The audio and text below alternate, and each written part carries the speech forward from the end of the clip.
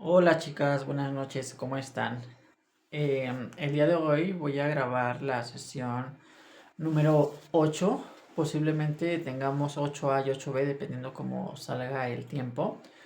Quiero comentarles que aunque ustedes no vean esta sesión a lo mejor en estas vacaciones, o a lo mejor si la vean pues van a poder hacerlo de manera posterior. La voy a cargar a la plataforma y también voy a cargarla al canal. Y ya después ustedes podrán consultarla pues cuando les acomode mejor. Según yo no va a incluir materiales que estén protegidos por derecho de autor, y en el caso de que pues el YouTube lo detecte así, pues ustedes saben que es con fines meramente académicos, ¿no? No hay fines de lucro ni nada de pues por el estilo, así, ¿vale? También quiero compartirles que después de esta sesión vamos a tener ya los invitados que yo les había comentado que íbamos a tener. Vamos a tener el caso de la doctora de Zacatecas, que va a venir a hablarnos sobre la relación entre pintura, literatura y cine. Y para ello se va pues a apoyar en un textito que ustedes ya conocen, que es el de La Sirenita. Ajá, entonces les pasaré el material para que ustedes lo lean y para que ya puedan ir como siguiendo la sesión de la maestra. Igual ya les voy a decir qué día corresponde, pero yo creo que va a ser regresando de vacaciones en esa primera semana, que tendríamos la participación de la profesora. Después vamos a tener dos intervenciones más. Va a venir ¿cómo decirlo? Pues es que es un profesor de teatro, pero también es actor.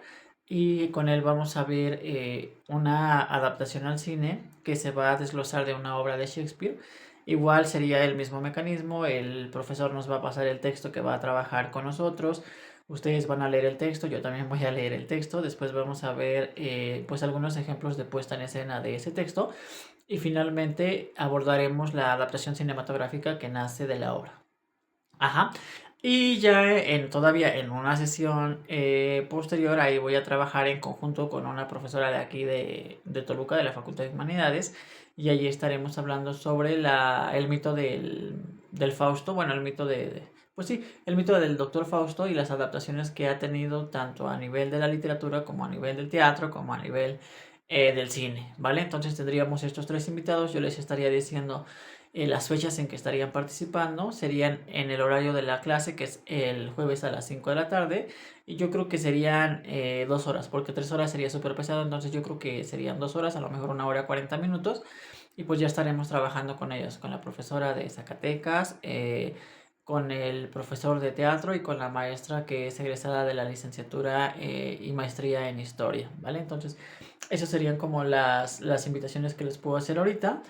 Y bueno, el día de hoy vamos a continuar con un texto que también creo que ustedes ya conocen, que se llama Antígona y que se continúa con la leyenda con el mito de Edipo Rey, ¿vale? Entonces aquí tendríamos pues la continuación de Edipo Rey, y pues ya sería cuestión de ustedes de que vayan a leer los textos para que vean cómo se pueden dar estas relaciones a nivel del teatro y a nivel del cine, porque a final de cuentas pues es un caso de intertextualidad. Ajá. Entonces yo creo que ustedes conocen ya el texto, lo han escuchado por ahí, a lo mejor ya lo han leído, lo han abordado en alguna clase, como alumnas o incluso ustedes como profesora, pues a lo mejor también ya lo abordaron. Quise incluirlo porque también hay adaptaciones al cine. Ajá, de hecho hay una adaptación de 1961 que les voy a pasar para que ustedes vean. Y ya ustedes me digan qué relación encuentran entre el texto, o sea, el texto dramático, y en la adaptación cinematográfica, porque aquí también hay adaptación a pues, bueno, a la puesta en escena y después a la adaptación ya hacia el cine, que es lo que a nosotros nos interesa. Ajá, entonces sin más, vamos a ello. Bueno, también quiero retomar algunos elementos de la poética de Aristóteles. Ya platicando con Lupita, ya me había dicho que pues ya habían retomado algunos elementos con el doctor Cerón. Entonces, pues de ahí vamos a traer otros hacia acá, hacia la sesión de hoy. Y pues yo creo que se puede complementar lo que aprendieron allá con cosas que posiblemente aprendan hoy y con cosas que a lo mejor ustedes ya traigan, ¿no? Porque a final de cuentas, pues es un conocimiento que se construye a partir de lo que ustedes van adquiriendo en todas las sesiones, y no precisamente ni en materia, sino en todas. En ese sentido, hoy vamos a traer algunos conceptos de la poética de Aristóteles que nos sirven para analizar pues la obra de teatro que nosotros vamos a tratar el día de hoy. Ajá, y bueno, como es algo que está muy relacionado con la cultura griega, pues hoy quise traer para ustedes el Partenón de Atenas y de ahí pues ir compartiendo un poco lo que ha sido el teatro griego, que después fue retomado por la cultura romana y que fue readaptado, pero conserva muchísimos elementos de la cultura helénica. Ajá, entonces por eso quise comenzar por aquí. Estos teatros, la mayoría, bueno, al menos los iniciales, se encuentran en Grecia y son los que consolidan como esa base para la construcción de los teatros que después existieron ya no solamente en Grecia, sino en Roma y en muchos otros lugares, como por ejemplo los que están en toda la península ibérica, porque a final de cuentas, como tuvimos invasión romana en España, pues de ahí se va pues toda esta influencia romana, pero en España. Ajá, entonces aquí quiero que vean cómo es que está constituido el teatro griego. Tenemos en el centro pues el lugar donde se colocaban los actores junto con el coro, con el corifeo, y donde se ponía pues la puesta en escena que iban a ver los espectadores atenienses en este caso. Ajá, pero bueno, eso tomando en cuenta el caso de Atenas, pero pues se puede extender a teatros de otras partes de Grecia y a teatros de otras partes, a lo mejor de Roma y de partes como las que están en España. Y ya al final pues les comparto algunos ejemplos de teatros que ya son teatros modernos, pero que a final de cuentas pues se conserva esa esencia de la representación teatral y de la asistencia de un público que va a ver la obra, que se transforma, que se identifica y que tiene un proceso dentro de la obra. Ajá, entonces bueno, este es el primer ejemplo. Ajá, quiero que vean aquí también, son ruinas de la cultura griega, pero pues al hacer la reconstrucción podemos ver cómo pudo haber sido pues la construcción de un teatro, incluso podemos imaginarnos cómo pudo haber sido la expectación de una obra en aquellos tiempos. Ajá. Vean, este es el teatro de Epidauro, vean igual cómo está construido en un círculo, bueno, es la parte que queda, en ocasiones se conserva la circunferencia completa, en otras tantas no, y además porque en algunos teatros pues no se construyó la circunferencia completa, ¿va? Entonces dependiendo del tipo de construcción, pues es que vamos a tener estos teatros. Aquí por ejemplo tenemos casi la mitad del círculo, podemos ver las gradas, podemos imaginarnos más o menos dónde se colocaba la orquesta, dónde se colocaban los actores y cómo es que pudiese llevarse a cabo una representación teatral en la Grecia de esos años. Acá vemos la misma construcción del teatro, ajá, igual en las gradas de forma circular, ¿sí? Acá vemos otro ejemplo de teatro en medio círculo, o sea, vemos más o menos cómo están colocadas las gradas, cómo se colocan los espectadores y vemos la parte central, que es donde se da la puesta en escena, porque al final de cuentas los ciudadanos atenienses iban a ver las obras de teatro, que además eran pues sometidas a un concurso, al concurso que habíamos dicho en las sesiones dedicadas a la introducción al teatro, pues donde se sometían a concurso las tres tragedias y la comedia y pues a partir de ello se dictaminaba el ganador de las tragedias y la comedia del festival en honor a Dionisio. Ajá. Ahora vamos a pasar un poquito ya a los teatros, pero ya en España. Aquí tenemos un ejemplo de teatro construido en Málaga. Tenemos todavía una gran parte de lo que queda de este teatro. Tenemos la parte circular que vimos en los teatros griegos, en los que sí están en Grecia. Estos siguen siendo pues con una influencia griega, pero ya construidos por la cultura romana en España. Entonces el que aquí vemos pues es un ejemplo de teatro, pero construido en Málaga. Ajá, entonces vean ustedes esto. Ajá. También vean cómo está la estructura de este teatro. Este sí se ve que es enorme. También está en medio círculo, aunque parece ser que estaba la circunferencia completa y que pues aquí solamente podemos ver una parte. O sea, más bien lo que quedó de este teatro.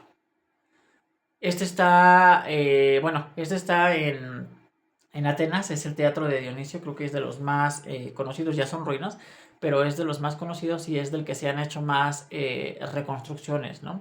Se ha tratado de ver cómo pudo haber sido la obra arquitectónica en su momento y también se ha tratado de recrear la escena, es decir, cómo se pudo haber representado una obra de teatro en este teatro griego ateniense. Vean, este es un acercamiento y aquí también, pues tomando en cuenta las tomas de la cámara, pues este es un acercamiento O sea, lo que interesa aquí, pues casi que es un primer plano, ¿no? Según lo que vimos también en las primeras sesiones dedicadas a los planos cinematográficos. Ajá, ¿bien esto? Ajá. Igual sigue siendo del mismo teatro, del teatro de Dionisio. Ajá.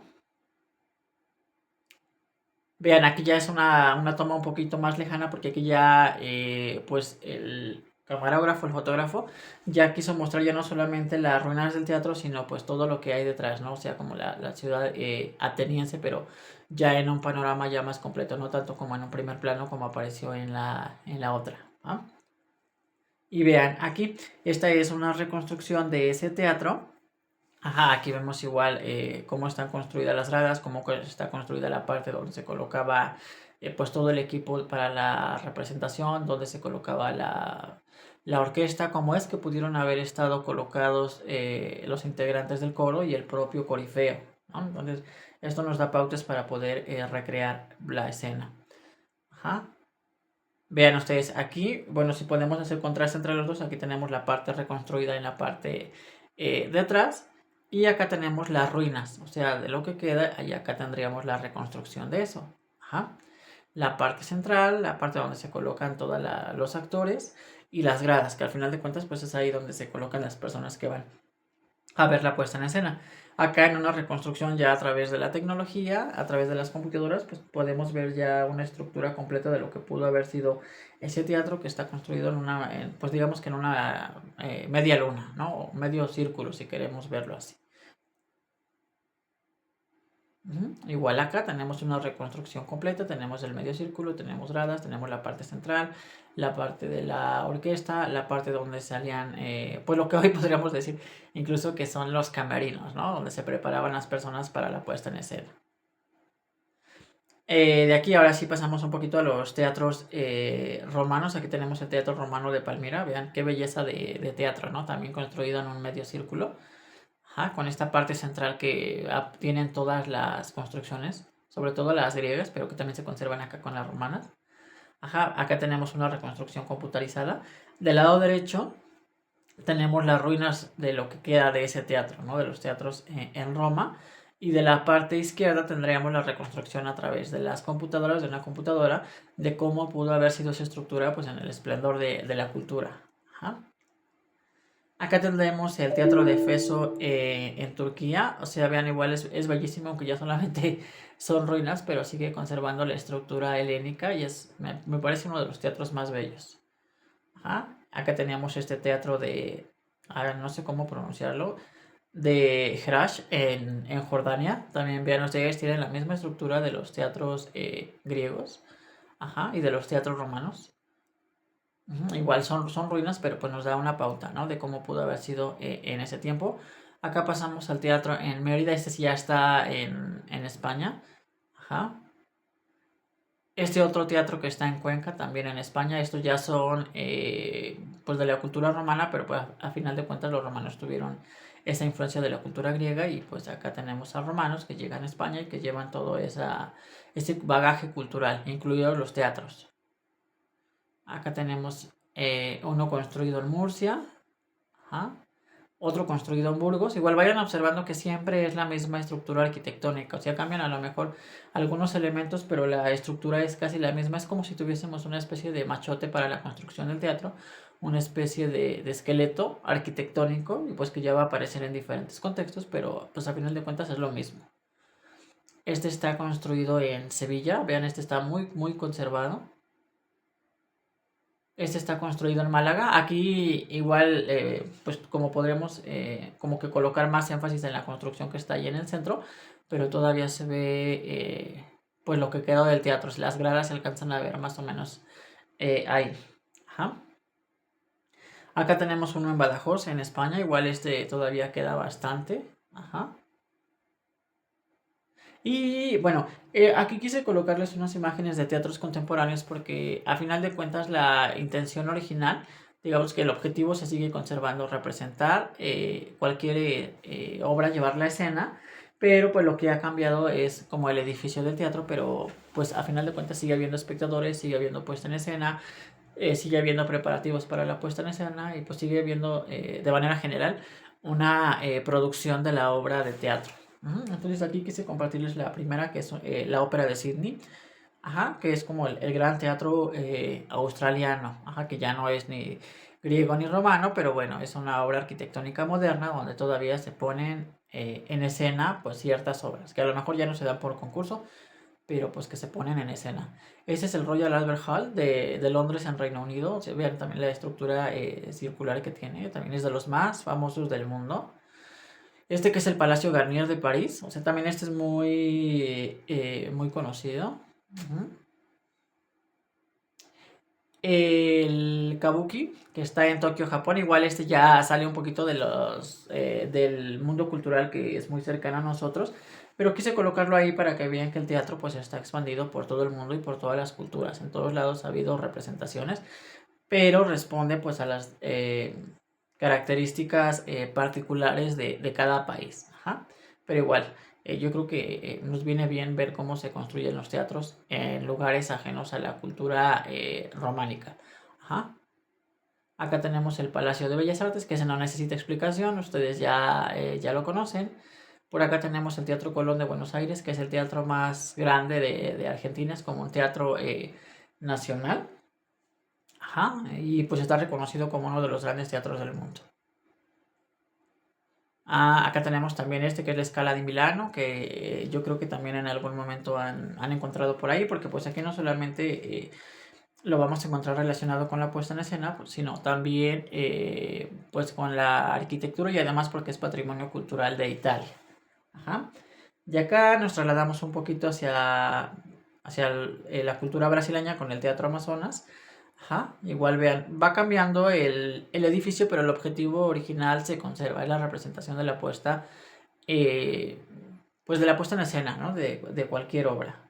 Y aunque nosotros acá estamos abordando teatro clásico, pues también el teatro evoluciona. Esto es lo que teníamos en aquel momento en la Atenas de esos años, y después esos teatros evolucionan y pues ya van apareciendo de diferentes formas, en diferentes contextos, con diferentes, digamos que, colores y texturas.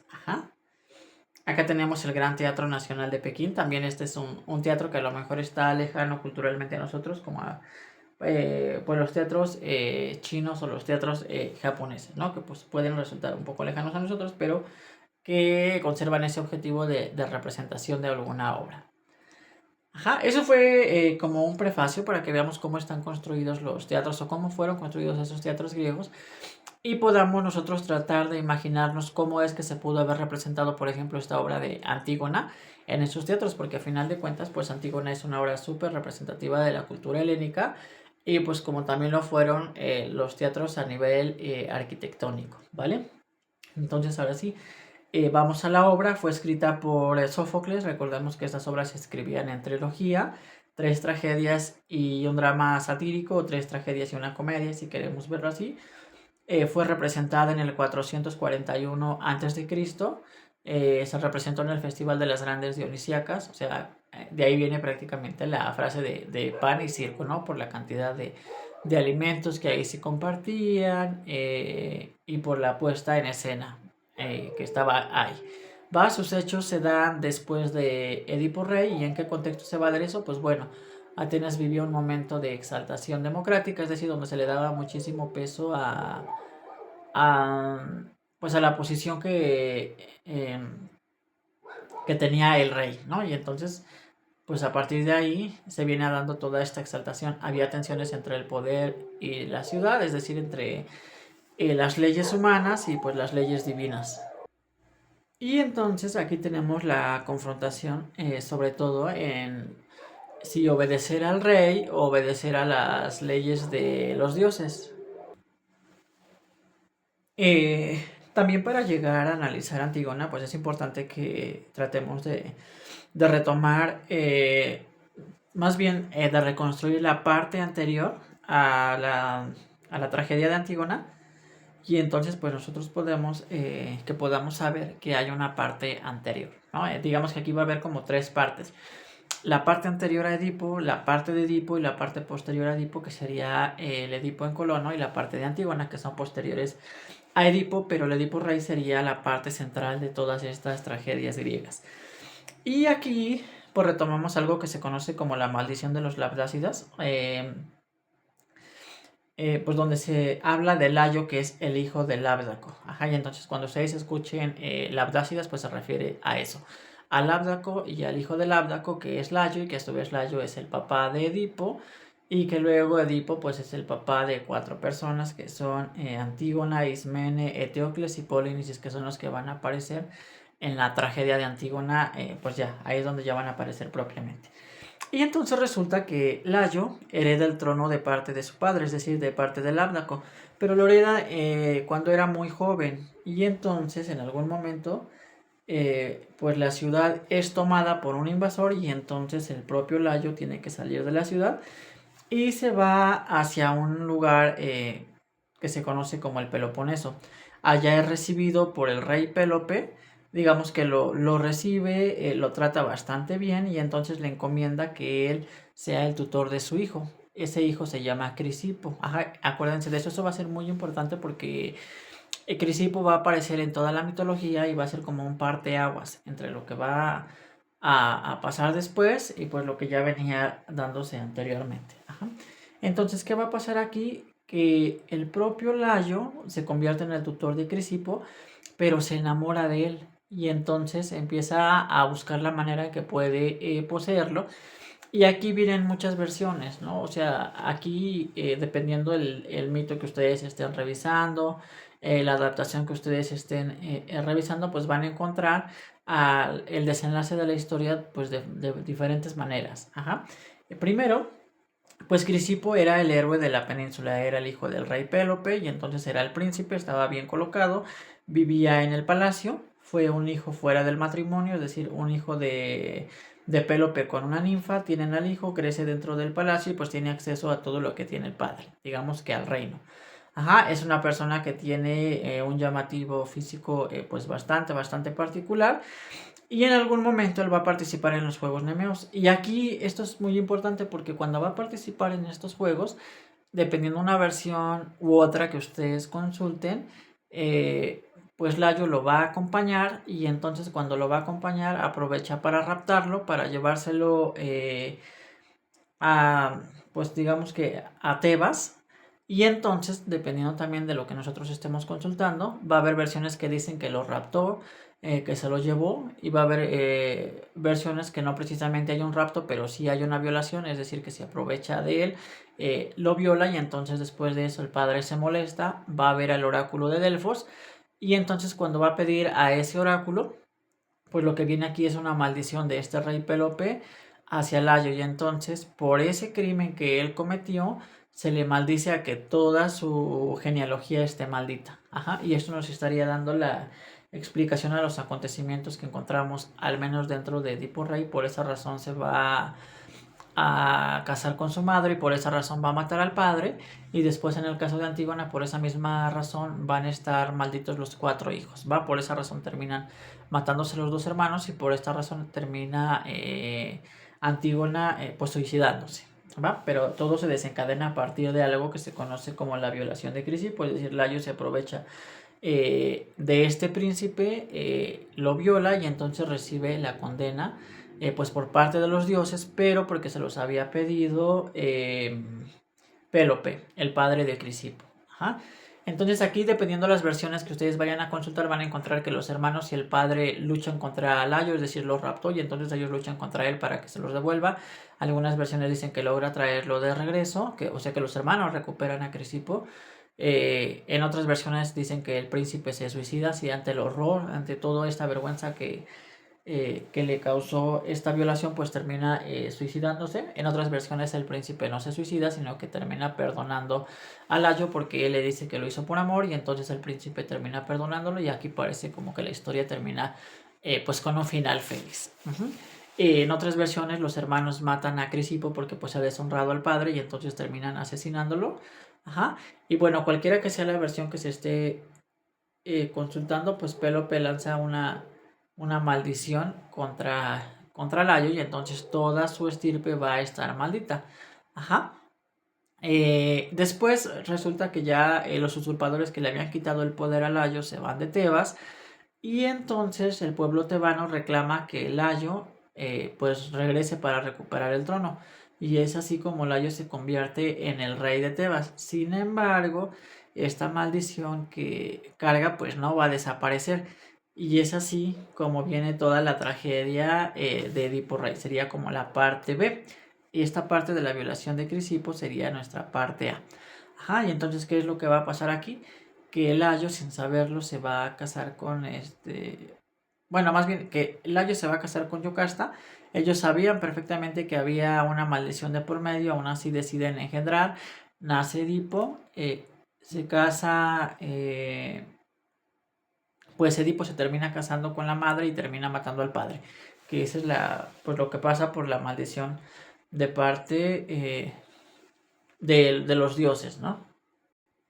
Ya en la tragedia de Edipo lo que vamos a encontrar es que Layo y Yocasta se van a casar, van a ser Edipo, pero el padre, ante el miedo de que el propio hijo lo vaya a matar y ante el miedo de que el propio hijo se vaya a casar con la madre, o sea que le vaya a arrebatar a su esposa, pues lo manda a abandonar. Y pues eso es lo que hace, ¿no? Lo manda a abandonar, pero resulta que Edipo es recogido por un pastor y lo lleva a otro reino. Y pues la intención original no se cumple porque Edipo no se muere, sino que crece en otro reino y además crece de cierta manera como un príncipe. Crece y pues quiere saber de dónde viene, porque el oráculo también ya le había dicho que los padres que él consideraba que eran sus padres, pues no eran sus padres, y entonces decide investigar pues de dónde viene. Y es así como en un camino termina matando a un hombre, y ese hombre es Layo, su padre. Después vence a la esfinge porque pues ahí le hace una pregunta. Edipo responde la pregunta.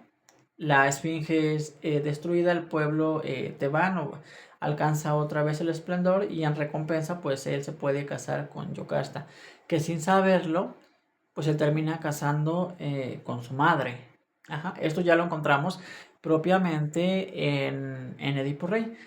Años después azota una peste a Tebas y entonces Edipo tiene que investigar, para que se quite la peste tiene que investigar quién fue el encargado de la muerte de Layo, y es así como descubre la verdad. Y lo que termina pasando aquí es que él se saca los ojos y cuando Yocasta, la esposa y madre al mismo tiempo, se entera de esto, pues ella se termina suicidando. O sea, vemos aquí que tenemos dos personajes fatales. El personaje de Edipo que se termina sacando los ojos, que sigue vivo y que después se termina pues desterrando del lugar, se va hacia el exilio con una de sus hijas. Hasta este momento no sabemos o no se dice dentro de la tragedia que haya tenido a estos cuatro hijos que son Antígona, Ismene, Teocles y Polinices, pero pues fruto del amor que tiene pues con su madre, nacen estos hijos, ¿vale? Entonces, se saca los ojos y Yocasta se suicida. Y aquí vemos que, pues, haga lo que haga el personaje trágico, va a tener un final fatal, ¿no? Que en este caso, puede ser, en el caso de él, pues, sacarse los ojos, el destierro, y en el caso de Yocasta, pues, va a ser el suicidio. Y esto lo vamos a encontrar en varias de las tragedias griegas, que la salida que encuentran los personajes es el suicidio. Aquí tenemos el de Yocasta. Ajá. Y bueno, tienen estos cuatro hijos, Antígona, Ismene, Teocles y Polinices, que no aparecen en escena en esta obra, al menos en Edipo Rey no los encontramos, pero en la tragedia de Antígona sí los vamos a encontrar, ¿va? Y bueno, Antígona se va con Edipo, o sea, ella se exilia con él en Colono y se quedan sus dos hijos, Eteocles y Polinices, que se van a terminar alternando. Bueno, tuvieron ese trato de que se iban a alternar el poder, iban a estar un año cada uno en el poder, pero a final de cuentas esto les causa un altercado y pues uno termina matando a el otro, ¿va? Y la causa pues es el poder. Y bueno, eso a nivel terrenal. Y a nivel religioso, pues tenemos la maldición. O sea, a final de cuentas son hijos de Edipo y Edipo es hijo de Layo y pues la maldición sigue cayendo sobre la familia. O sea, ven aquí cuántas generaciones hay, ¿no? Labdaco, luego viene Layo, luego viene Edipo y luego vienen estos cuatro que pues ya serían como los bisnietos de Labdaco. Ajá. Ahora, ya entrando al terreno de Antígona, bien, tuvimos esta parte A, que es la historia de Crisipo, la violación de Crisipo, y que es lo que hace que, pues, eche esta maldición sobre la estirpe de Layo. Después tenemos la parte B, que sería la tragedia de Edipo Rey, o sea, con estos personajes, con Edipo, con Yocasta, ajá, con Creonte, con el adivino, y pues aquí también dentro de la obra tenemos al coro, que siempre está siendo como un personaje que reflexiona o que da consejos a los personajes. A final de cuentas, el coro termina siendo un personaje dentro de la obra teatral. Y así llegamos a la parte C, que sería Antígona. Antígona se había ido al exilio con Edipo, ajá, es decir, cuando Edipo se saca los ojos, se termina desterrando del lugar, y entonces se van a una ciudad que se llama Colono. Allá están determinado tiempo, muere Edipo, y entonces Antígona decide regresar a Tebas, ¿va? Acá sus hijos habían estado alternando el trono, o sea, un año Eteocles y un año Polinices, pero resulta que en determinado momento Eteocles se queda en el poder y entonces, o sea, ya no se quiere ir, y el hermano lo que hace pues es regresar a tomar Tebas con un ejército que se conoce como los 7 contra Tebas. Aquí también pienso que ustedes han escuchado esa obra, que se llama así, los 7 contra Tebas. Y aquí pues se va a dar la organización de ese ejército por parte del hijo de Edipo, que se llama Polinices, y que regresan para tomar Tebas, regresan, y en esa pelea a muerte pues se terminan muriendo al mismo tiempo los dos hermanos, tanto Eteocles como Polinices. Y esto sigue siendo fruto de esa maldición, de la maldición de los Labdácidas. Ajá.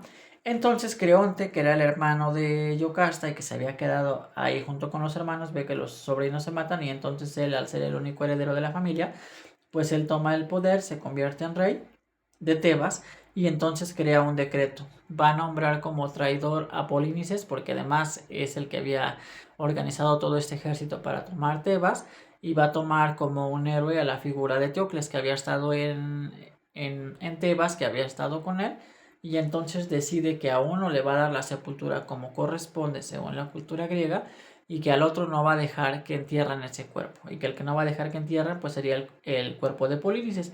Y ahí es donde viene pues el origen de toda la tragedia, al menos de esa tragedia de Antígona. Ajá. Bueno, Creonte crea ese decreto, no enterrar a Polinices, pero resulta que la hermana Antígona no obedece a eso, porque aquí van a aparecer lo que mandan los hombres, que en este caso sería no enterrar a uno de los hermanos, porque así lo manda el rey, que es Creonte, y por la otra parte estaría lo que mandan los dioses, que los dioses dicen que dentro de la cultura griega todas las personas deben recibir una sepultura con ritos funerarios, porque aquella persona que no reciba esa sepultura pues va a tener un alma que va a andar vagando por la tierra, y entonces lo que ordena la ley divina es que los cuerpos sean enterrados con una serie de ritos funerarios. Y esto es lo que va a buscar Antígona, que ese hermano también sea enterrado y que ese hermano también tenga esos ritos funerarios, como lo tuvo la figura de Teocles, que es la figura que estaba defendiendo Creonte. Y resulta que Antígona desobedece a Creonte, y entonces termina siendo arrestada. Aquí también es importante mencionar que Antígona es la nuera de Creonte, porque Creonte tiene un hijo que se llama Hemón, y Hemón tiene una relación con Antígona, y entonces pues el propio Hemón no sabe qué hacer, ¿no? Se le dice: padre, no tendrías por qué estar haciendo esto. El propio pueblo de Tebas dice que no hay razón para que tú condenes a muerte o para que arrestes pues a su novia, digamos, ¿no? A, a Antígona. Y entonces aquí aparece él como ese intermediario. Sin embargo, el padre no le hace caso y manda arrestar a Antígona por haber enterrado el cuerpo de un hombre que, según la ley de Creonte, pues no debió de haber enterrado. Y entonces Antígona es condenada a muerte. Primero es encerrada y además condenada a muerte. Estando ahí encerrada, ella decide suicidarse, y cuando se suicida, pues digamos que Creonte no sabe que se va a suicidar. Y entonces aquí aparece la figura del adivino, como había aparecido en Edipo Rey, aparece Tiresias, y entonces le dice que van a venir muchas como consecuencias o alguna tragedia para Creonte y para su familia, porque no está acatando el designio de los dioses, y entonces ha creado una ley que no tiene nada que ver con lo que mandan los dioses. Creonte se arrepiente, y lo que va a pasar aquí es que él quiere como resarcir todo lo que ha hecho, intenta dar marcha atrás en estos designios y entonces decide que van a liberar a Antígona, pero cuando va a hacerlo, pues Antígona ya se ha suicidado. Pero ahí no termina la tragedia, o sea, se suicida Antígona y cuando se entera su hijo Hemón, pues también se clava la espada y también se termina suicidando. O sea, aquí viene el suicidio de Antígona, el suicidio del novio que es Hemón y que es el hijo de Creonte. O sea, imagínense a Creonte el rey ver a su hijo muerto porque creía que se había matado su novia, que sería Antígona. Y después de eso, por si fuera poco, la madre de Hemón se entera que su hijo se suicidó y pues ella hace lo mismo. Y entonces vean aquí cuántas muertes vienen. La muerte de Antígona, la muerte de Hemón, que es el hijo de Creonte, y la muerte de la esposa de Eurídice, que es la esposa de Creonte, ¿no? O sea, es como vivir el dolor, pero en la tierra. O sea, se ha muerto su hijo, se ha suicidado por culpa del padre, y después se ha suicidado la madre también por culpa del padre. Es como sufrir esas dos pérdidas por una mala decisión que tomó, por no haber respetado la voluntad de los dioses. Y entonces, bueno, aquí tenemos a Creonte que al final reconoce el error, pero ya es demasiado tarde porque ya la salida ha sido trágica para todos los personajes. Una salida trágica para Antígona, una salida trágica para Hemón, que es el hijo de Creonte, y una salida trágica para Eurídice, que es la esposa de Creonte. O sea, vean aquí cuántas tragedias vienen aquí. Esta es a grandes rasgos la historia que nos cuenta la tragedia de Antígona. Y entonces volviendo, retomando, tenemos la parte de la violación de Crisipo, que sería mi parte A. Tenemos la parte de Edipo Rey, que sería mi parte B. Tenemos la parte de Antígona, que sería la parte C. Y entonces tenemos todo el mito de Edipo Rey, desde la violación de Crisipo hasta acá, hasta que Edipo es exiliado y que muere en Colono. Ajá. E incluso también podríamos tener una parte C, que esa parte C puede ser dividida en A y B, como hemos hecho en las clases, pero acá funcionaría así para las obras, porque Antígona pues es un después de Edipo Rey, pero también aparece Edipo en Colono, o sea, cuando Edipo es desterrado a la ciudad de Colono, pues allá se narra la estancia de Edipo y la manera en la que Edipo termina muriendo y cómo es enterrado Edipo, cómo es que no regresa a Tebas. Y después de que ya Edipo muere en esa tragedia de Edipo en Colono, entonces ya tenemos a Antígona. Ajá, y aquí ya tendríamos pues la trilogía. O sea, estas obras que se presentan en 3 tragedias. Ajá, entonces, este es a nivel del acontecimiento, o sea, a nivel de las acciones, o sea, a nivel de la trama, si queremos verlo así. Es como una obra grande representada en 3 fragmentos. Ajá, entonces, bueno, eso es ahí. Luego, para poder un poco hablar sobre pues Antígona y ver qué elementos de la poética de Aristóteles nos sirven, pues vamos a retomar un poquito eso, la poética de Aristóteles. Y entonces, pues Aristóteles en esta poética, ajá, que ustedes pueden ir y consultarla, ver como que, qué elementos les sirven. Dentro de esa poética, pues van a aparecer 3 unidades. Esto es importante porque siempre que hablen de unidades del teatro griego van a aparecer estas 3 siempre. Acción, tiempo y lugar. Recuerden esto muy bien porque el teatro contemporáneo rompe esta convención de unidades y entonces la acción ya no se da como se daba en el teatro griego, el tiempo tampoco se da y el lugar tampoco.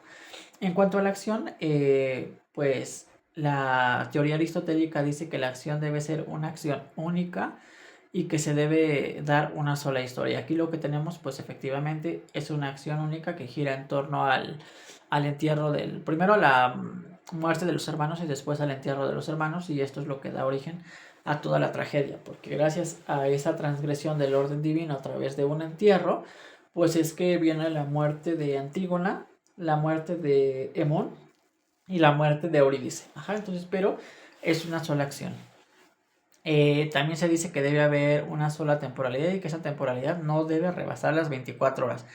O sea, ustedes traten de calcular cuánto dura esto, o sea, desde el momento en que aparecen afuera del palacio de Tebas las 2 hermanas, que empiezan a platicar, que son que es condenada Antígona, que es encerrada y que se suicida y que descubre todo el hijo de Hemón y que descubre todo Eurídice, pues no rebasa las 24 horas, ¿no? Entonces aquí tenemos que se cumple con la unidad de acción, con la unidad de tiempo y después viene la unidad de lugar.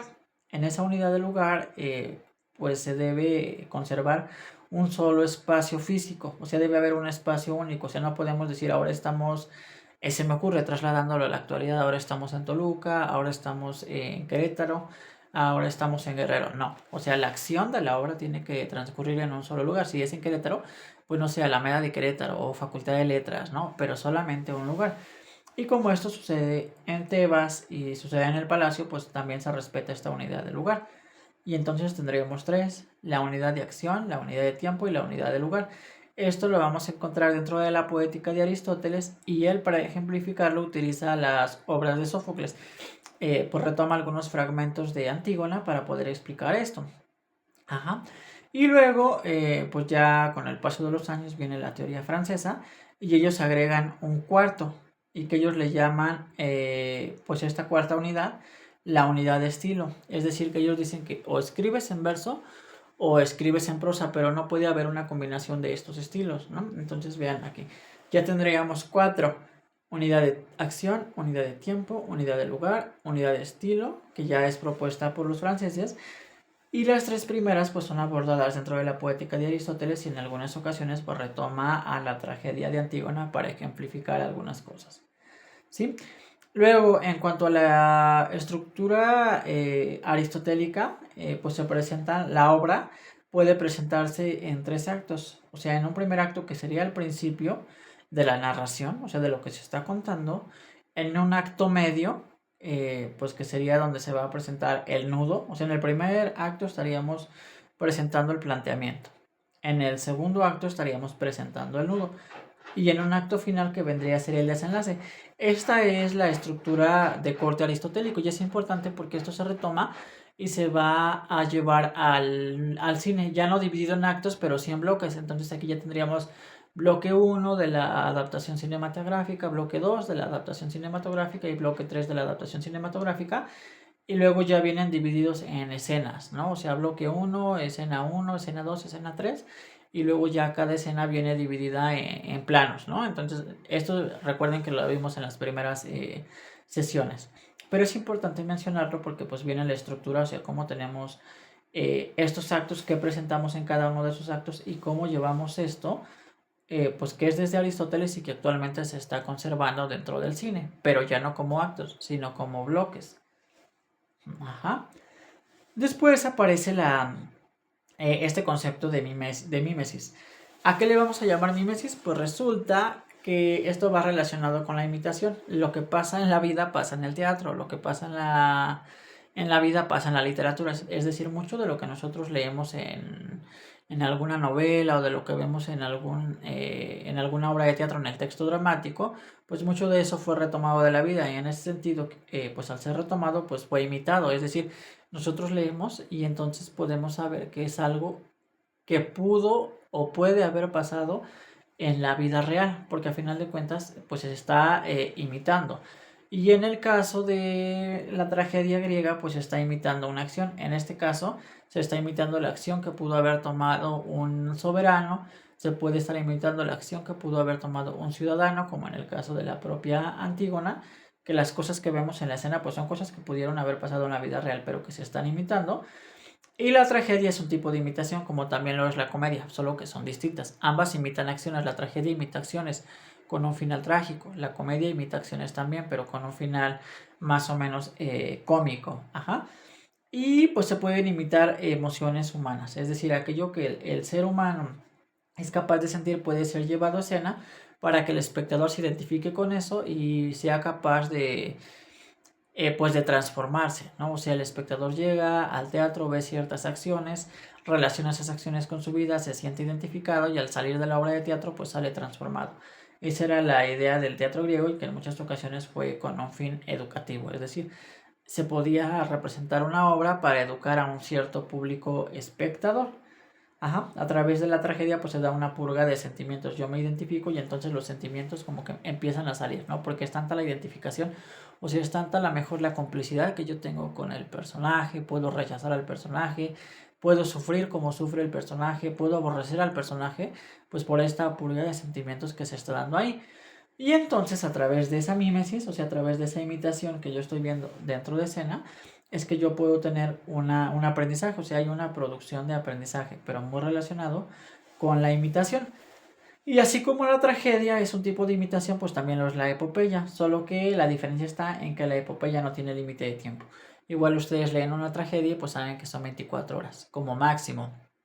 Y en la epopeya pues no hay mínimo de tiempo, porque además la epopeya puede ser en prosa o en verso, pero pues nos va a contar una historia y no necesariamente tiene que ser algo que sea representado. Ajá, entonces es algo que se cuenta, es algo que se refiere y pues ya no tiene ahí como bloque o como bloqueo más bien el tiempo. Ajá. Estas unidades son adaptadas al cine, la mimesis también es llevada al cine porque a final de cuentas estamos teniendo una imitación. Y después viene esta parte que se conoce como anagnórisis, que yo también pienso que ustedes han visto. Decidí colocar ahí la definición primero y ahorita lo explicamos. Entonces la anagnórisis es llamada también agnición. Es un recurso teatral que consiste en el reconocimiento de la identidad de un personaje que descubre algo que antes desconocía. O sea, tomen en cuenta eso. Es un personaje que descubre algo que antes desconocía y que va a cambiar pues el rumbo de las acciones. Esto produce un salto de la ignorancia al conocimiento, la modificación de la conducta del personaje y la alteración de los acontecimientos dramáticos que derivarán en un desenlace afortunado o desgraciado. El origen del término nació en la poética de Aristóteles, ligado al héroe de la tragedia clásica griega. Aquí se ve al héroe más bien como el protagonista de cierta manera. Ajá. Ejemplo de anagnórisis trágica es el personaje de Edipo, hijo de Layo y de Yocasta. Cuando en Edipo Rey de Sófocles descubre que ha matado a su padre y ha sido con su madre, de esta tensión de fuerzas y de su reconocimiento o agnición se deriva la tragedia, es decir, el personaje descubre cierta información que no conocía antes y entonces eso termina dando origen a otros acontecimientos que a lo mejor no estaban pues destinados así, pero que por ese descubrimiento de cierta información pues se termina dando esto, ¿va? Entonces es un acto de reconocimiento, porque al final de cuentas llega una información que no tenía este personaje, descubre una verdad y entonces pues esto está relacionado con este concepto también de peripecia. Ajá, entonces la peripecia vamos a decir que es una instancia clave para la anagnórisis. Entonces aquí se trata de una transición de la ignorancia a la verdad. Es un hecho que estaba oculto a los ojos de un personaje, pero de pronto sale a la luz y la revelación altera el modo de pensar del individuo en cuestión y sus actos cambiando, por lo tanto, el devenir de la historia. O sea, volvemos otra vez, por ejemplo, al caso de Edipo. Edipo se descubre que es el hijo de Layo, descubre que se casó con su madre y entonces las acciones cambian porque termina dando origen a la tragedia. Se termina sacando los ojos y se termina desterrando a la ciudad de Colón. Ajá, entonces aquí como ejemplos coloqué los siguientes. Edipo, que es hijo de Layo, o sea, se termina sacando los ojos cuando descubre esto, que es hijo de Layo. En el caso de Yocasta, cuando Yocasta descubre que es la mamá de Edipo, se termina suicidando. O sea, vean, descubre una verdad y se dan ciertas acciones. Después Antígona. Acá en la tragedia de Antígona, Hemón descubre que Antígona está muerta y entonces cuando él descubre que su amada está muerta, él decide suicidarse. O sea, vean, hay un descubrimiento de una información y como consecuencia, pues hay ciertas acciones. Y ya hablando de Medea, que también ustedes ya leyeron, cuando Medea descubre que Jasón la engaña, pues termina creando el plan macabro para matar al suegro de Jasón, a la nueva mujer esposa de Jasón y para matar a los hijos. En estos 4 casos hay un descubrimiento de información que lleva a una cierta secuencia de acciones, ¿vale? Y de aquí ahora sí llegamos a este concepto de peripecia. Entonces ya tenemos las unidades del teatro griego que se retoman de la poética de Aristóteles, ya tenemos la secuencia en cómo se presenta una obra, digamos que inicio, medio y fin. Ya tenemos el concepto de anagnórisis, que es este descubrimiento de la información, y ahora llegamos al de peripecia. En el drama o en cualquier otra composición análoga, se trata de un cambio repentino de situación debido a un accidente imprevisto que altera el estado de las cosas. O sea, vean aquí esto. En la vida real sería como un accidente imprevisto o cambio repentino de situación. Acá es como un giro de suerte de los personajes. O sea, es como un cambio repentino. Un cambio por el cual la acción gira hacia su opuesto. Ajá, por ejemplo, cuando todo iba de una manera y de pronto ocurre algo que cambia completamente la situación. Acá coloqué como ejemplos, Medea descubre que es engañada y entonces pues cambia la situación y tenemos esta consecuencia de matar a los hijos. Los hermanos de Antígona se matan Y entonces, pues ella decide si enterrarlos, si seguir la ley de Creonte o si seguir la ley de los dioses. Eh, Cuando Edipo no muere, pero pues tiene que... crece en otro reino, ¿no? O sea, el hecho de que no haya muerto significa que crece en otro reino y pues significa que va a tener la oportunidad de matar al padre y de casarse con la madre. Ajá. Y acá cuando Romeo cree que Julieta está muerta y entonces pues termina matándose, ¿no? Porque le pasa lo mismo que le pasó a Emon. De hecho es muy parecido, o sea, son hombres que creen que la amada está muerta y pues entonces terminan pues suicidándose. Ajá. Bueno, entonces hasta aquí ya tenemos el concepto de, bueno, volviendo a unidades del teatro, estructuras narrativas, principio, medio y final, mímesis, anagnórisis, peripecia. Y ahora vamos a los personajes arquetípicos. Los personajes arquetípicos son aquellos que ya representan algo. O sea, su naturaleza es ser como un icono de ciertas cosas. Por ejemplo, Antígona se puede tomar como un símbolo de la lealtad familiar, o sea, la lealtad hacia los hermanos, o un símbolo de piedad religiosa, porque a final de cuentas, pues termina siendo lo que manda la ley de los dioses, no la ley de los hombres. La ley de los hombres, que sería la ley de Creonte, pues sería dejar insepulto a uno de los hermanos para que se lo coman los perros y los cuervos, como se menciona dentro de la tragedia de Antígona. Creonte, que se va a tomar como un símbolo de la razón del Estado, del orden civil y de la soberbia. O sea, a final de cuentas, Creonte va a representar lo que marca la ley, pues el Estado, el orden civil y la soberbia, porque es bastante arrogante y pues esta ley o este edicto, pues lo crea solamente por soberbia, ajá, y al final se arrepiente, pero pues ya no hay salida. Ya provocó la muerte de Antígona, ya provocó la muerte de Hemón, su hijo, y pues ya provocó la muerte también de su esposa Eurídice. Y finalmente tenemos el coro, que son ancianos tebanos mediadores. Este también ya va a ser un personaje arquetípico porque en todas las obras va a aparecer así. Es un conjunto de acciones que están o reflexionando o siendo mediadores.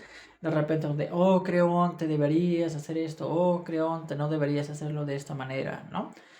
Ajá. O en el caso de la tragedia de Medea, pues sería la intersección, más bien la interferencia del coro, pues para con las acciones de Medea, ¿no? O sea, como pidiendo, suplicando que no se realicen ciertas acciones. Ajá, entonces esta figura del coro va a estar en todas las tragedias griegas o incluso en las tragedias romanas después. Y también tomen en cuenta que el momento en el que aparece el coro, pues es lo que le va a dar su característica, ¿no? Porque el coro puede aparecer, recuerden, eh, pues digamos, cuando abre la tragedia y después puede tener ciertas apariciones y que es lo que ya va a dar el origen a los episodios, como a esos bloques dentro de la propia tragedia. Ajá. La obra también, bueno, Antígona nos presenta los debates antitéticos, es decir, pues la contraposición de la ley divina a la ley humana, la ley de Creonte a la ley de los dioses, enterrar a los hombres a dejarlos insepultos. Ajá. La contraposición también de la familia y de la polis y de hombre o de mujer, porque si nosotros nos ponemos a analizar los personajes, pues no aparecen de la misma manera la figura de Creonte, por ejemplo, que la figura de Antígona, o la figura de Ismenia, o la figura de Yocasta, o la figura de Eurídice, ¿no? Todo es muy distinto. Y aquí llegamos a otras características de la obra. En esas características de la obra, pues vamos a entrar, bueno, vamos a ver el conflicto de leyes, donde se va a establecer esa comparación que les he estado casi que repitiendo a cada rato, pero es así, la comparación de las leyes de los dioses con la comparación de las leyes de los hombres. También va a aparecer pues la mujer, como les decía, es una mujer transgresora. Si ustedes se dan cuenta, y retomamos por ejemplo a Yocasta en Edipo Rey es una mujer sumisa que acata lo que le dice el esposo, lo que le dice Layo y que no pelea por su maternidad. Es decir, el niño es como lanzado hacia la muerte y ella no hace nada por evitarlo, ¿no? O sea, al menos no se muestra dentro de la tragedia de Edipo. Pero si nosotros comparamos esa figura de Yocasta, por ejemplo, con la figura de Medea y con la figura de Antígona, pues Medea y Antígona ya son mujeres transgresoras. O sea, Medea termina matando a los hijos, ¿no? Porque pues no va a permitir que sea como humillada. Y en el caso de Antígona, pues es una mujer que va a desafiar el rol sumiso y entonces se va a rebelar, se va a ir contra Creonte, va a aceptar las leyes de los dioses, incluso va a luchar porque se cumplan las leyes de los dioses y todo ello va a desencadenar en la catástrofe. Esa catástrofe es desencadenada por el personaje de Creonte, por esa necesidad, o esa más bien, esa necedad de querer mantener o llevar a cabo un decreto que está mal, pero que él se empeña por soberbia en llevarlo a cabo, y eso pues va a dar origen a la catástrofe. Ajá. También como características de la obra, pues aquí aparecen la forma en la que se veían los entierros dentro de la cultura griega, se veían como algo sagrado, y entonces toda persona que moría pues tenía que pasar por una serie de ritos funerarios para que el alma no se quedara pues penando por la tierra. Ajá, entonces no se podía privar al muerto de la sepultura porque eso se consideraba como una ofensa para los dioses. Por eso justamente Antígona se empeña en que esa sepultura pues se dé, y que es lo que va a estar en lucha durante la obra.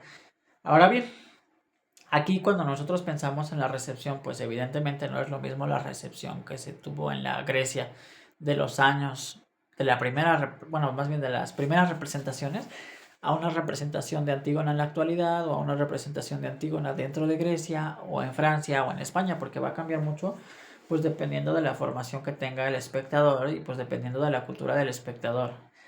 Entonces, pues aquí encontramos pues algunos elementos que Aristóteles retoma en su poética, pues se apoya en algunos pasajes de Antígona para poder explicar los conceptos. Ajá. Pero también se usa para hablar de, bueno, más bien la usa para hablar de reconocimiento, de peripecia, de anagnórisis o de las unidades teatrales, que fue lo que nosotros vimos ahorita. Y de aquí nace la pregunta, ¿cómo se estudia la obra hoy? Bueno, pues como nosotros ya vimos ahí que hay una representación del totalitarismo, pues evidentemente podemos relacionarla con los gobiernos autoritarios actuales en cualquier país. Entonces nosotros podemos trasladar la obra griega a cualquiera de los países y entonces pues hablar o describir una resistencia al totalitarismo. Ajá, como se vería Creonte como el totalitario, ese gobierno totalitario, y Antígona como a la resistencia. Ajá, entonces como aquella persona que se opone a ese gobierno totalitario, si queremos ver la obra así. También puede ser estudiada desde el feminismo y entonces tomamos a Antígona como una heroína, porque a final de cuentas pues lucha contra los preceptos del patriarcado, contra lo que representa Creonte. Ajá, porque ahora que lean ustedes la obra, en algún momento dice Creonte que él no se va a dejar dominar por mujeres, o incluso da a entender que las mujeres no son capaces de poder realizar ciertas acciones. Ajá, entonces, pues aquí podemos analizar la figura de Antígona desde el feminismo, como esa mujer que se empodera y cómo lucha contra este patriarcado, contra Creonte, cómo desobedece esa ley y cómo termina siendo condenada por ello, pero a final de cuentas logra el objetivo, se entierra a su hermano, aunque eso le cueste pues la vida. Ajá. Puede ser también analizada desde la psicocrítica, no desde el psicoanálisis, sino desde la psicocrítica. Ajá. Bueno, también se podría desde el psicoanálisis, pero vamos a llamarle mejor la psicocrítica, y entonces nosotros podemos analizar pues la forma por la que los personajes actúan de cierta manera, por qué Creonte actúa así, cómo se formó Creonte, cómo llegó a posicionarse como un hombre que va un poquito en contra de las mujeres y que pues lo deja ver dentro de la obra, cómo es que Antígona se empodera y cómo termina pues retando a estos hombres. Ajá, cómo es que Mon crece como hijo de Creonte y cómo es que se deja mandar, o cómo es que deja que su padre tome ciertas decisiones por él. Y por ejemplo también pues por qué tiene ciertas acciones el personaje de Ismene dentro de la obra, ¿no? Entonces aquí podemos ir ahondando en el pensamiento y en las acciones de cada uno de estos personajes. Y una última forma que coloqué aquí, porque claro, no son las únicas, hay muchísimas más, pero estas son las que yo considero pues de las que más se han hecho dentro de los estudios literarios, pues también está la parte formal y estructural, o sea, si tiene un acto, si tiene dos actos, si tiene tantas escenas, si tiene tantas apariciones del coro, si tiene acotaciones, si no tiene acotaciones, o sea, a nivel formal y estructural, cómo se está dando la obra y ya después se llegaría acá a un análisis del contenido. Ajá, pero se partiría de la forma y de ahí se podría llegar hacia el contenido. Ajá, entonces estas serían como unas de las formas en las que se ha estudiado la obra hoy, pero no son las únicas. Y finalmente llegamos a las adaptaciones que se han hecho de Antígona, pues se han hecho adaptaciones al teatro, adaptaciones a la ópera, adaptaciones al cine, adaptaciones a la danza y a la literatura. Y justamente, pues dentro de estas adaptaciones que se han hecho de Antígona hacia el teatro, pues es gracias a esto que nació la idea mía de invitar a un compañero actor a que nos hablara de esa relación entre una obra de teatro como texto dramático, a la puesta en escena de ese texto dramático y a la adaptación al cine de esa misma obra dramática, ¿vale? Entonces, eso nació de, pues, de estos rubros, ¿no? De las adaptaciones que se pueden hacer al teatro, a la ópera, al cine, a la danza y a la literatura. Hay una adaptación que se hace en 1961, ajá, de Yorgos Yavelas. Esta es la que yo les compartí a ustedes porque me parece que es una de las más logradas. Es como lo que hace Pasolini. O sea, ¿se acuerdan lo que hace Pasolini con Edipo Rey y lo que hace con Medea? Pues acá Yorgos Yavelas hace lo mismo, pero con el mito de Antígona. También es importante que ustedes sepan que no es la única adaptación cinematográfica que se ha hecho, hay muchas, pero a mí me parece que esta es una de las mejor logradas, por eso les compartí la película para que ustedes la vean, para que ustedes la analicen y para que puedan establecer contrastes entre el texto literario y el texto fílmico, ¿vale? Les dejo ahí el pantallazo de la obra, aunque yo les di la liga para que ustedes puedan verlo bien, búsquenla. Vale, y también hay una Antígona de 2019 que está ambientada en Montreal, se retoman algunos elementos, se cambian otros, pero pues a final de cuentas sigue siendo una adaptación de Antígona. Ajá. Y aquí les dejo algunas pues de las representaciones que se han hecho de Antígona, o sea, vean incluso cómo las han hecho en en las propias ruinas de los teatros griegos, ¿no? Y que la verdad eso a mí me resulta pues muy llamativo, o sea, me gusta mucho eso. Y vamos a terminar con estas características, digamos como esta otra suma de características de Antígona. Primero, que los personajes sufren por decisiones que ellos mismos toman. Por ejemplo, Creonte sufre porque él crea el decreto y por culpa de ese decreto pues termina sufriendo por la muerte de su hijo y por la muerte de su esposa. Porque no sufre aquí por la muerte de Antígona, sino por la muerte de su hijo y por la muerte de su esposa.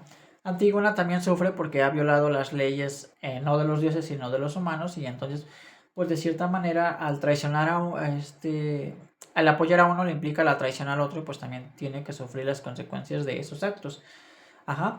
Antígona viola la ley humana y pues Creonte estaría violando la ley divina. Ajá. Luego, las obras de Sófocles pueden ser leídas solas o en conjunto. Esta fue una idea mía, porque ustedes dense cuenta que pueden estar leyendo Edipo Rey solito, o sea, aislando a Antígona y aislando los siete contra Tebas y aislando a Edipo en Colono, o sea, esas obras pueden hacerse a un lado. Bueno, no todas son de Sófocles, ¿no? Pero las que sí son de él, pueden leerse, digamos, aislando esas obras y solamente leyendo Edipo, ajá, por ejemplo, o solamente leyendo Antígona, o solamente leyendo Edipo en color, o también pueden ser leídas en conjunto. Es decir, esas obras pues tienen unidad, pueden ser leídas solas o en conjunto, que esa fue una idea mía. Ajá. Luego, podemos analizar también la paternidad de Creonte, cómo está educando, cómo está criando a su hijo Hemón, que siempre está encima de él, no lo deja tomar decisiones, de hecho en la obra aparece muy poquito, no tiene como esa capacidad de decidir sobre lo que sucede con él y con Antígona, y entonces quien termina haciéndolo es el padre. Tampoco aparece mucho la figura de Eurídice la madre, sino que todo el peso recae en esta figura de Creonte. Ajá, y de aquí llegamos a plantear, pues, de quién es la culpa. Ajá, y entonces, ¿la culpa es de Creonte? ¿O también es que el pueblo tiene cierta parte de la culpa? Porque al final de cuentas el pueblo no hace nada por oponerse a la figura de Creonte. O sea, saben que Creonte hace mal y saben que Antígona tiene razonan lo que está haciendo y saben que Antígona pues no debe ser condenada, no debe ser ejecutada como iba a hacer, y sin embargo el pueblo no hace nada. Entonces aquí podríamos hablar de una culpa compartida. Ajá. Luego, pues esta tragedia creo que también nos da la oportunidad de reflexionar sobre lo que ha sido el poder. Y ya no solamente en la cultura griega, sino pues en todas las culturas. Incluso podemos hablar, podemos reflexionar sobre cómo se está dando el poder a lo mejor en México, cómo es que lleva el gobierno la presidenta o cómo lo llevaron otros presidentes de la República Mexicana, cuáles han sido las consecuencias para las personas pues sobre ese poder. Luego, y vean, esta es la afirmación que yo les dije que había dicho Creonte, que dice, mientras yo viva no mandará una mujer. O sea, esta afirmación dicha hoy, o sea, deja muchísimo que decir. O sea, refleja un mundo dentro del pensamiento de Creonte. Y pues va totalmente en contra de la mujer como aquella que puede aspirar a hacer ciertas cosas, ¿no? Como por ejemplo, pues la figura de Antígona. Y en el caso de Ismene, que ella afirma esto, y con esto voy a cerrar la sesión de hoy, como mujeres no pueden oponerse a las decisiones de los hombres. Bueno, ella dice, nosotros no podemos hacer nada como en un mundo dominado por hombres, ¿no? O sea, más o menos es lo que dice. Y entonces le suplica a la hermana que pues no transgreda las leyes de los hombres, la ley de Creonte, y que pues deben de ser sumisas, deben de aceptarlo, porque ellas no tienen por qué como interferir en esas decisiones que no les competen. Y ante esto la figura de Antígona pues es una mujer transgresora, como lo es la figura de Medea. Y esto nos lleva a pensar en el papel de las mujeres en todo el teatro griego. O sea, ustedes vayan analizando todas las figuras femeninas que hemos encontrado aquí y van a ver que son distintas y que pues hay algunas que son bastante transgresoras. Por ejemplo, en Yocasta es sumisa, no dice, digamos que siempre se calla y siempre acepta.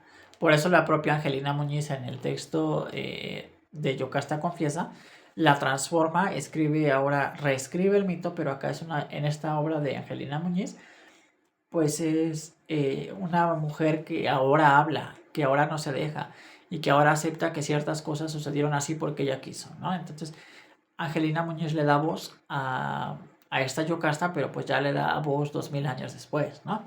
Entonces tenemos esta Yocasta que se calla, que no pelea o que no tiene la oportunidad de pelear o luchar por esa maternidad que le fue arrebatada. Luego tenemos la figura de Medea, que también es una mujer transgresora porque pues termina vengándose del esposo, ¿no? O sea, el esposo la deja abandonada con los hijos, la sacó de su lugar de origen, se peleó con el padre, mató al hermano, se robó el vellocino de oro junto con Jasón, y entonces ahora está en otra tierra, está con hijos, está abandonada, y pues son muchas cosas que están sobre ella y por eso termina siendo una mujer completamente transgresora. Incluso ya ustedes sabrán si le dan la razón o no le dan la razón de las acciones a Medea. Después llegamos a la presentación de estas dos mujeres, de Antígona y de Ismene, que son bien distintas. Ismene es más o menos como era la madre, como era Yocasta, o sea, tímida, callada, obediente, siempre respetando las leyes de los hombres. Y Antígona, pues se parece un poco a Medea, ¿no? Porque son mujeres que son transgresoras y que se van en contra del patriarcado. O sea, incluso que no, pues no hablemos del patriarcado que no pueda darse en esos años porque pues no había a lo mejor nacido el concepto o todavía no estaba tan en boga o porque lo estaríamos aplicando fuera de contexto, pero pues sí, a final de cuentas es eso, o sea, son mujeres que van contra el patriarcado. Ajá. Bueno, esta fue la sesión correspondiente a Antígona. De todas maneras, yo les voy a pedir que lean el texto, o sea, ustedes van a leer Antígona para que tengan la relación completa pues con Edipo Rey, con Medea y ahora Antígona. Igual si ustedes quieren leer Edipo en Colón o quieren leer los 7 contra Tebas, son textos que están relacionados y a lo mejor ustedes me pueden decir, ¿sabes qué, profesor? Y pues ya te fuiste mucho por esta línea del teatro, pero creo que es importante, ¿no? O sea, como en otros semestres le di mucho peso a la poesía que a lo mejor no es tan abordada dentro de la facultad, pues ahora me fui un poquito por el teatro, que yo sé que ustedes tienen teatro, pero creo que está bien también darle oportunidad a las obras de teatro, ¿no? Entonces, porque pues nos dan la oportunidad de reflexionar, nos dan la oportunidad de enfrentarnos a otras narrativas y porque pues además podemos tener herramientas para hacer crítica del texto dramático, ¿vale? Entonces, voy a tratar de darle peso a la obra de teatro y a su adaptación al cine. Y pues voy a tratar de abarcar lo más que pueda en estas sesiones que quedan para que pues podamos tener más o menos una noción general de cómo es que se han hecho adaptaciones o cómo es que las adaptaciones cinematográficas nos pueden servir como recurso para nuestras clases, o sea, para llevarlo a las aulas, igual no las obras que yo les di, pero pues pueden llevar otras, ¿no? Las que ustedes les llame la atención. Vale, entonces cortamos aquí y en la siguiente sesión ya nos dedicamos a la relación entre cine, pintura y literatura con la profesora de la Autónoma de Zacatecas. Igual yo me voy a poner de acuerdo con ella y ya vemos cómo les compartimos a ustedes la liga. De hecho, nosotros creamos la sesión. Bueno, ella me pasa la liga a mí y yo a su vez se las paso a ustedes y pues ya nos conectamos ahí. ¿Vale? Entonces nos vemos en la siguiente y que pasen excelentes vacaciones.